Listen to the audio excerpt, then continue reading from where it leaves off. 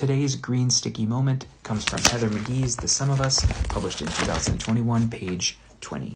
Today, according to the U.S. Census Bureau, 9 of the 10 poorest states in the nation are in the South. So are 7 of the 10 states with the least educational attainment.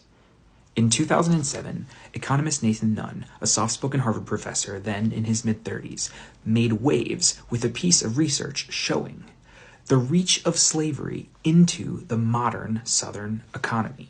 Nunn found that the well-known story of deprivation in the American South was not uniform and, in fact, followed a historical logic.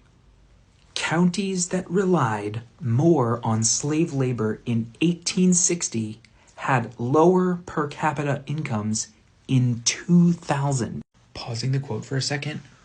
Whoa, I could talk about this forever, but part of me also wants to name that the institutions of the past reaching from 1860 into the year 2000 and having a hold on us is one of the central metaphors in Octavia Butler's book, Kindred, which if you don't want to read a nonfiction book and would rather read a fiction book, I could recommend that you check out. They're all in the reading list. But I want to get back to this quote for a couple reasons. Back to the quote.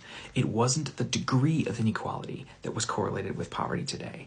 It was the fact of slavery itself, whether on large plantations or small farms. When I talked to Nathan Nunn, he couldn't say exactly how the hand of slavery was strangling opportunities generations later. Sorry, if you've read this book, you know why I keep referencing this. When I talked to he made it clear, however, that it wasn't just the black inhabitants who were faring worse today. It was the white families in the counties, too. When slavery was abolished, Confederate states found themselves far behind northern states in the creation of public infrastructure that supports economic mobility, and they continue to lag behind today. These deficits limit economic mobility for all residents, not just the descendants of enslaved people, close quote. Can we think about this for a second? Decisions that were made in 1860 had a measurable effect on the economy of the year 2000.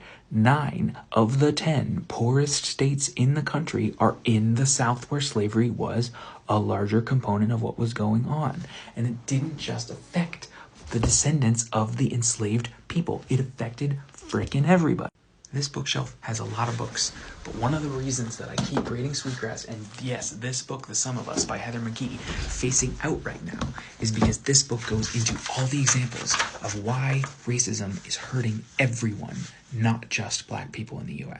I'll make a part 2.